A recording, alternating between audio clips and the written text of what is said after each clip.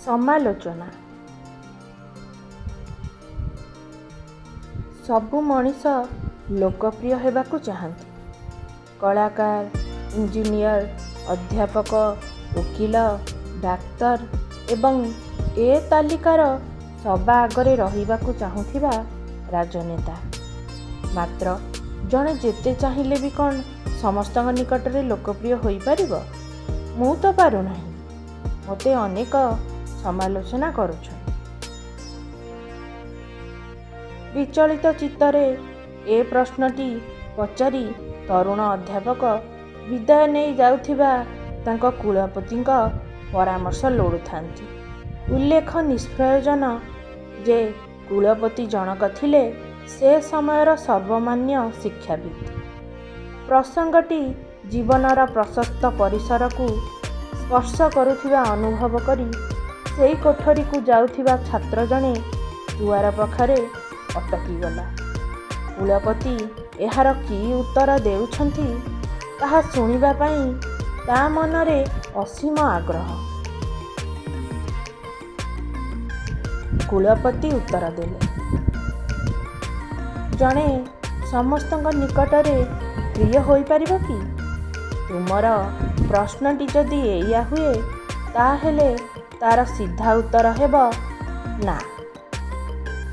यह संभव नुहे, कारण भिन्न भिन्न मनीष भिन्न भिन्न आग्रहर प्रतिनिधित्व करुथांती। एहा परे रहिछि तुमर विचलित भाव, कारण तुमको किछि लोक समालोचना करुछंती।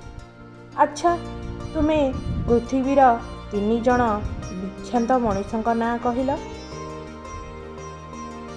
तरुण अध्यापक उत्तर देले, जीशुख्रीष्ट, सॉक्रेटिस ओ गांधी। वृद्ध कुलपति कहिले, एमाने तुम दृष्टि रे काहींकी? मनुष्य सभ्यतार इतिहास दृष्टि रे सबुठु सफल 3 व्यक्ति। जीशुख्रीष्टଙ୍କୁ किभଳି निर्दय भावे हत्या करा जाइथिला ताहा तुमे पढ़िछ। सॉक्रेटिस को विष पियाई मारी दिया गला एवं गांधी को गुली।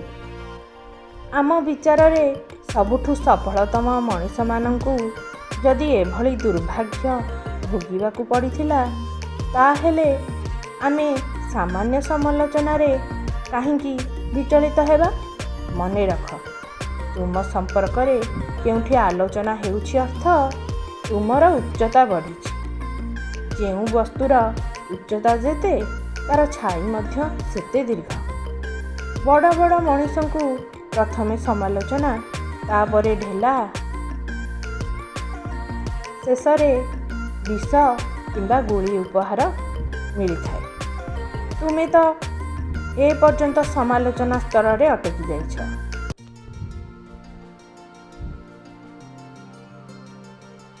कुलपति शेष कथा कहिले, प्रत्येक मनीष ता निजर विवेक निकटरे ही उत्तर दायी। जदि से निज विवेकर सामना सामनी होई पारिछि ताहेले अन्य कौनसी कथा पाई भय न करी निज कर्म पथरे आगे जिबा उचित। से सॉक्रेटिस को उद्धार करी कहिले, केवल जीवाटा बड़ कथा नुहे, ठिकणा मार्गरे जीवाटा ही सबुठारु बड़ कथा।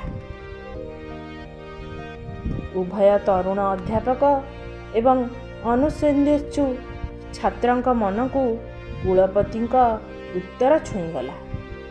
कथाटीएरु संगृहीत संकलक गौरहरि दास।